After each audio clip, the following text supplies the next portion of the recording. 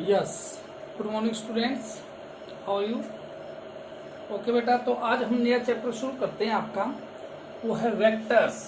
पिछले चैप्टर में हमने एक्सेलरेटेड मोशन पढ़ा था, उसकी एक्सरसाइज करी थी।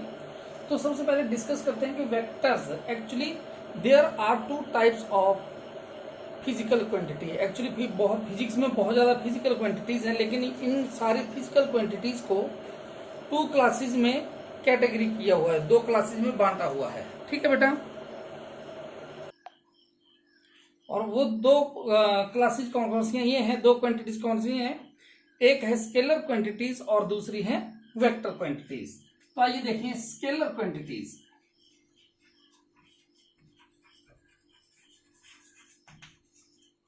एक्चुअली आप पढ़ चुके हैं पिछले chapter. Scalar quantities are those quantities which has magnitude but no direction. जिनकी कोई ऐसी क्वांटिटी जिनकी अपना मैग्नीट्यूड तो होता है, लेकिन कोई भी पर्टिकुलर डायरेक्शन नहीं होती, उन्हें हम क्या बोलते हैं? Scalar quantities. जैसे mass, length, time, distance, speed etcetera, work, ये सारे क्या है बेटा? ये स्केलर क्वांटिटीज हैं। दूसरा हमारा चैप्टर का नाम है वेक्टर, तो पढ़ते हैं वेक्टर क्वांटिटीज क्या क्या हैं। Vector quantities are those quantities which has both magnitude as well as direction। ऐसी क्वांटिटीज जिनमें दोनों ही हों, मैग्नीट्यूड भी हो और डायरेक्शन भी हो, वेक्टर क्वांटिटीज क्या है बेटा? which has both magnitude and direction are called vector quantities। For example बेटा क्या क्या? जैसे displacement, velocity, force, acceleration etcetera, ये सारी क्या है बेटा? वेक्टर क्वांटिटीज हैं। इन क्वांटिटीज को हम देखिए कैसे रिप्रेजेंट करते हैं। जैसे मान लेते हैं कोई भी वेक्टर क्वांटिटीज है, उसके ऊपर हम ये एरो का निशान लगाते हैं। जिसके ऊपर ये निशान लगा है, जैसे मान लो वेलोसिटी, तो हम ऐसे लिख देते हैं, तो इसका मतलब क्या हो गया? ये वेक्टर क्वांटिटी है। फोर्स मतलब ये वेक्टर क्वांटिटी है। एक्सेलरेशन मतलब ये वेक्टर क्वांटिटी है। देखिए ये एरो रिप्रेजेंट करता है, उसकी वेक्टर क्वांटिटी को शो करता है। इस एरो में बेटा ये जो एरो है पीछे का, ये रिप्रेजेंट करता है उसके मैग्नीट्यूड को। और ये जो एरो का ये जो यानी कि टेल थी इसकी पीछे का, ये किसको रिप्रेजेंट कर रहा है? मैग्नीट्यूड। और ये जो इसका हेड है, जो एरो है, ये रिप्रेजेंट करता है उसकी डायरेक्शन को। तो जिस भी क्वांटिटी के ऊपर ये निशान लगा होगा एरो का, it means that quantity is a vector quantity. वो कौन सी क्वांटिटी है बेटा? आपकी वेक्टर क्वांटिटीज है। तो अब हम डिस्कस करते हैं, देयर आर कुछ some types of the vectors. कुछ टाइप्स हैं वेक्टर्स की, उनको हम डिस्कस करेंगे। जो सबसे पहली आपकी टाइप है दैट इज है पोलर वेक्टर। पहले है बेटा कुछ एक डेफिनेशंस हैं जिनको हम डिस्कस करेंगे। तो पोलर वेक्टर करिए, these vector are those vector are called polar vector which has their initial point, या जिनका कोई स्टार्टिंग पॉइंट हो, उन्हें हम क्या बोलते हैं बेटा? पोलर वेक्टर बोलते हैं। ठीक है बेटा। सेकंड आता है एक्सियल, पहला नंबर पे आ गया polar vector, polar vector. Number 2 पे आता है axial vector. As the name indicate, axial, axial का काम होता है घूमना। तो axial vector are those vector which has rotational effect. ऐसे वेक्टर जिनमें क्या हो? Which has the rotational effect and act along the axis of rotation is called polar vector। जैसे बेटा मान लेते हैं हमारे पास कोई ये एक प्लेन है, इसके ऊपर वो रोटेट कर रहा है, आइदर वो ऐसे रोटेट कर रहा होगा या ऐसे रोटेट कर रहा होगा। ठीक है बेटा। अगर वो एंटी क्लॉकवाइज है, ये एंटी क्लॉकवाइज है, then direction will be upward. अगर क्लॉकवाइज होगा then direction will be downward. हमने पढ़ा हुआ है राइट हैंड थंब रूल में, इसकी सहायता से देखिए ये है, मान लेते हैं ऊपर की ओर को है, तो ये उंगलियां जो आपकी हैं ये घूमती हैं, आगे भी आएगा आपको 5th यूनिट में। तो ये इंडिकेट कर रही है किधर को, एंटी क्लॉकवाइज ऊपर की ओर को। अगर यही नीचे को घूमेगा तो ये क्लॉकवाइज है, और ये डायरेक्शन किधर को है, डाउनवर्ड है। ठीक है, तो ये इसमें रोटेशन इफेक्ट आता है।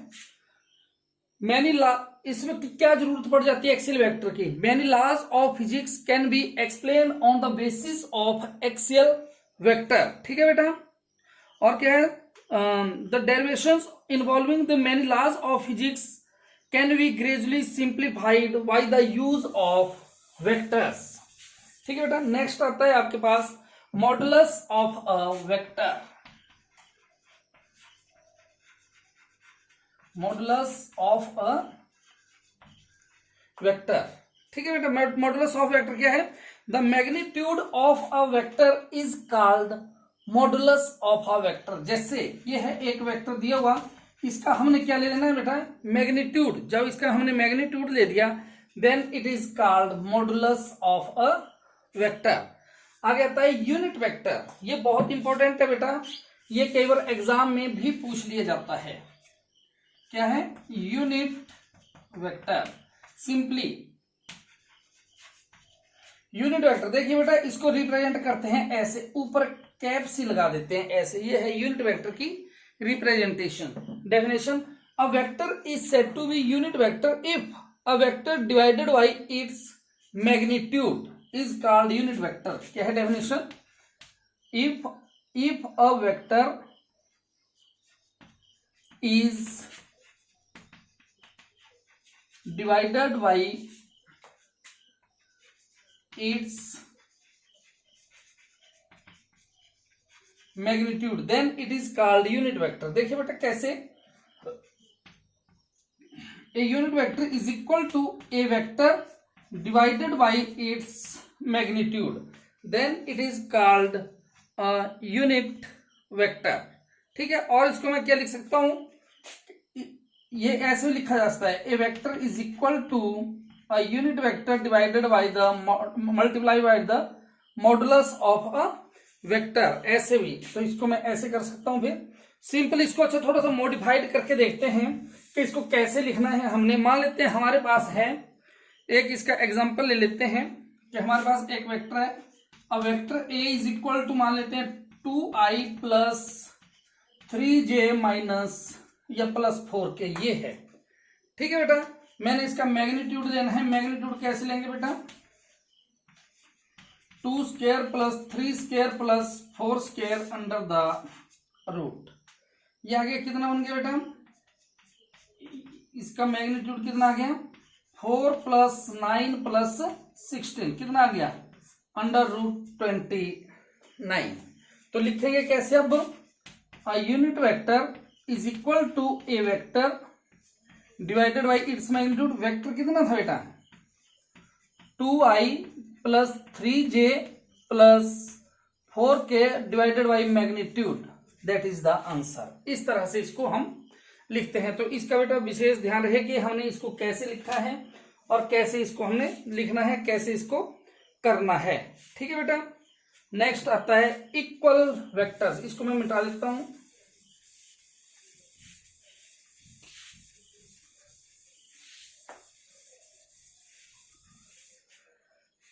Next one is equal vectors.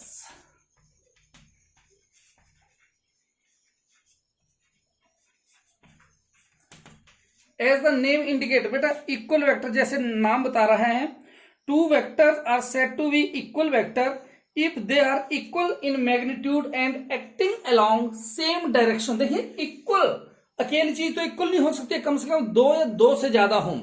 तो two vectors are said to be equal vectors if they are equal in magnitude and travelling along same direction. जैसे मान लेते हैं आपके पास एक वेक्टर ये है और एक वेक्टर ये है बी, तो बोलता कि if they are equal in magnitude, उनका मैग्नीट्यूड क्या हो, इक्वल हो, और वो एक ही डायरेक्शन को क्या कर रहे हो, मूव कर रहे हो, उन वेक्टर्स को हम क्या कहेंगे, इक्वल वेक्टर्स। नेक्स्ट वन आता है नेगेटिव वेक्टर्स।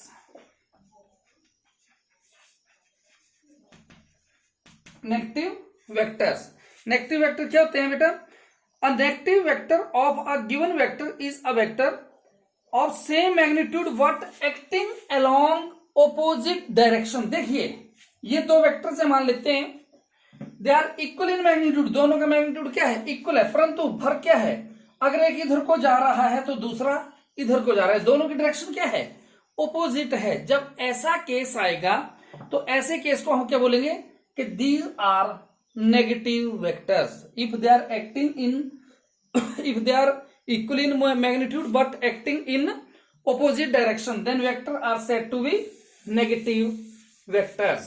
next आता है बेटा आपके पास co-initial vectors।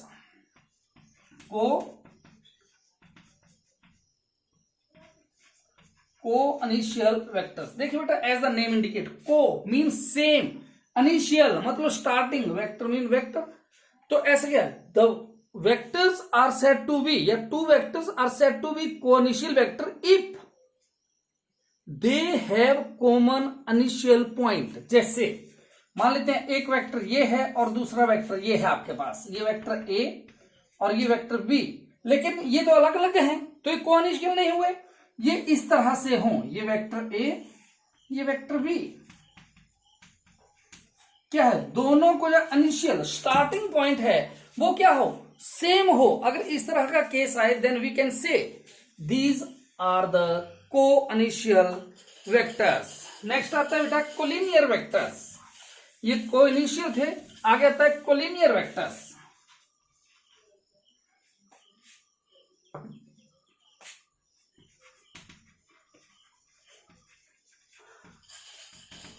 कोलिनियर वेक्टर्स देखिए बेटा क्या है, these are those vectors which having equal or unequal in magnitude but acting along the same parallel lines। देखिए मान लेते हैं आपके पास ये है, एक वेक्टर ये है और एक ये है, ठीक है, मान लेते हैं ये इक्वल भी हो सकते हैं मैग्नीट्यूड में, अनइक्वल भी हो सकते हैं, परंतु ये कैसे एक्ट करें, इक्वल पैरेलल लाइन में एक्ट करें, ये या तो ऐसे मूव करें या ऐसे मूव करें, लेकिन मूव कैसे करें, पैरेलली, एक दूसरे के बिल्कुल पैरेलल में, चाहे वो डायरेक्शन सेम हो या ऑपोजिट हो, इस तरह के जो वेक्टर होंगे उनको हम बोलेंगे कोलिनियर वेक्टर्स। क्या बोलेंगे बेटा, कोलिनियर वेक्टर्स। आगे आता है कोप्लेनर वेक्टर्स, ये कोलिनियर थे, आगे आता है आपका coplanar vectors.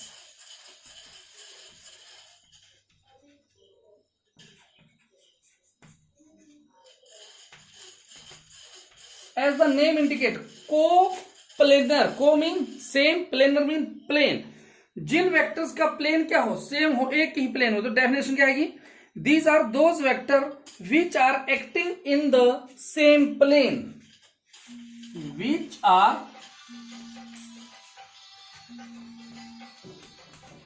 acting in the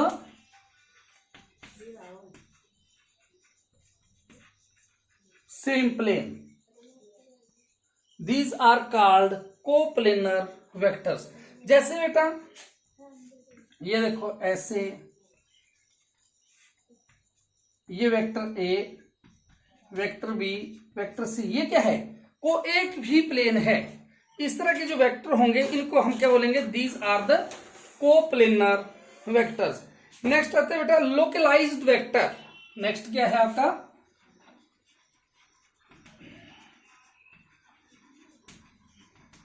localised vector. ठीक है बेटा, लोकलाइज्ड वेक्टर क्या होता है, it is that vector whose initial point is fixed, जिसका इनिशियल पॉइंट क्या हो, फिक्स हो, एक जगह पे बिल्कुल पर्टिकुलर जगह पे फिक्स हो, उसको हम क्या बोलेंगे, localised vector.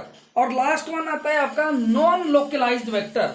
Non localised vector is that vector whose initial point is not fixed are called non localised vectors. तो बेटा ये कुछ एक डेफिनेशंस थी वेक्टर्स की, अलग अलग तरह के वेक्टर से, ये आपको अच्छी तरह से याद करने हैं। अब आगे हम करते हैं position vector and displacement vector in a plane. हाँ बेटा, तो नेक्स्ट है आपका position vector and displacement vector in a plane. देखिए क्या है, हमने क्या किया, ये एक प्लेन ले लिया बेटा, जरा ध्यान से समझिएगा इसको, ये आपका क्योंकि स्टार्टिंग है, ये एक्स एक्सिस ले ली और ये वाई एक्सिस ले ली। ठीक है, पहले पोजीशन वेक्टर और डिस्प्लेसमेंट। डिस्प्लेसमेंट वेक्टर क्या होता है, मैंने यहाँ पे डेफिनेशन लिखी है। Position vector show that how much and in which direction, के कितना और किस दिशा में an object change its position in given interval of time, के कोई ऑब्जेक्ट किसी गिवन टाइम में अपनी पोजीशन को कितना और किस डायरेक्शन में चेंज करता है, ये डिस्प्लेसमेंट वेक्टर कहलाता है। तो देखिए हमने क्या किया, ये एक एक्स वाई प्लेन ले लिया, इसमें दो ऑब्जेक्ट ले लिया हमने, एक ऑब्जेक्ट ए और एक ले लिया वी। ठीक है बेटा, विच इज एट, मान लेते हो कुछ एक डिस्टेंस पे हैं और ये ओरिजिन है, ओरिजिन से ये मान लेते हैं ये आर डिस्टेंस पे है और ये R1 डिस्टेंस पे है, और ये मैंने इसकी पोजीशन शो कर दी, वेक्टर से शो कर दी। ठीक है बेटा, ए पे जब ऑब्जेक्ट है किसी गिवन टाइम में, तो मान लेते हैं इसके कोऑर्डिनेट हैं X and Y. It move from this direction, in which direction, in A to B वाली डायरेक्शन में। तो पहली बात क्या है, ये जो पोजीशन वेक्टर है ये क्या शो कर रहा है हमें, displacement vector. It tells the straight line distance of the object from the origin, के ओरिजिन से स्ट्रेट लाइन डिस्टेंस को शो करता है। दूसरी बात ये क्या शो करेगा, it tells the direction of the position vector with respect to origin. तो मान लेते हो ए से बी तक मूव करता है, ये ऐसे बेटा ये मूव कर गया, कहां से कहां तक, ए से बी तक। वहां पे इसके कोऑर्डिनेट चेंज हो जाते हैं, मान लेते हैं क्या बन जाते हैं, x1 y1, ये इसके कोऑर्डिनेट आ जाते हैं। तो मैं जब लिखूंगा कि ओ ए पे इसके कोऑर्डिनेट क्या है बेटा, ओ ए पे इसके कोऑर्डिनेट की क्या है, पोजीशन इसकी आर के कोऑर्डिनेट क्या है, x i plus y j, where i is the unit vector along x axis and j is the unit vector along y axis. तो मैंने ये लिख दिया। एंड ओ बी किसके बराबर है बेटा, R1, ये किसके बराबर है, x1 i plus y1 j। अब उसने डिस्प्लेसमेंट देखिए कितना लिया, a से b तक का। तो मेरे को तो ये निकालना है कि क्या, therefore O B minus O A is equal to क्या बन गया बेटा, R1 माइनस R। ये आ गया आपका, R1 की वैल्यू कितनी है, ओ बी माइनस ओ ए किसके बराबर आएगा बेटा, ओ ए बी के बराबर आएगा, is equal to R1 x1 i plus y1 j minus R की वैल्यू है x i plus y j. Is that clear, कर दो बेटा। क्या बन गया, A B is equal to x1 minus x into i plus y1 minus y into j, which is the displacement and which is the position and displacement vector of a plane. Very simple. तो आपने इसको इस तरह से solve करना है बेटा। अब नेक्स्ट करते हैं बेटा हम, नेक्स्ट बेटा आपका multiplication of a vector by a real number. ठीक है बेटा, देखिए ये क्या होता है, the multiplication of a vector by a real number N become another vector N into A. मैं आपको थोड़ा ये बताता हूं, जैसे मान लेते हैं ये एक वेक्टर है आपके पास ए। ठीक है बेटा, हमने इसको रियल नंबर मान लो 5 से मल्टीप्लाई कर दिया, 5 इंटू वेक्टर ए, क्या बन जाएगा बेटा, 5a। मतलब इसका ये क्या है, रियल नंबर है। जब हम किसी रियल नंबर से किसी वेक्टर को मल्टीप्लाई करते हैं तो उसका मैग्नीट्यूड, देखिए इसका ये जो मैग्नीट्यूड है, उतने टाइम जितने टाइम आपने रियल नंबर से मल्टीप्लाई किया उतना इंक्रीज या डिक्रीज हो जाता है। उसकी डायरेक्शन आइदर सेम या ऑपोजिट हो जाती है। कैसे, जैसे मान लेते हैं 5 था तब तो ये हो गया, ये भी a था। अगर मैंने इसको माइनस से मल्टीप्लाई कर देता तो आंसर कितना आ जाता, -5a। तो क्या हो गया, माइनस हो गया, ये क्या हो गया, प्लस हो गया। तो इस तरह से जैसे हम किसी रियल नंबर से किसी वेक्टर को मल्टीप्लाई करते हैं तो उसके मैग्नीट्यूड में उतनी इंक्रीज या डिक्रीज और डायरेक्शन में आइदर सेम या ऑपोजिट डायरेक्शन में, depend upon the nature of the real number. अगर वो नेगेटिव का है, पॉजिटिव का है, या डायरेक्शन सेम है या ऑपोजिट है, उसके ऊपर ये डिपेंड करता है। तो ये है बेटा आपका। अब आगे हम पढ़ेंगे वेक्टर एडिशंस।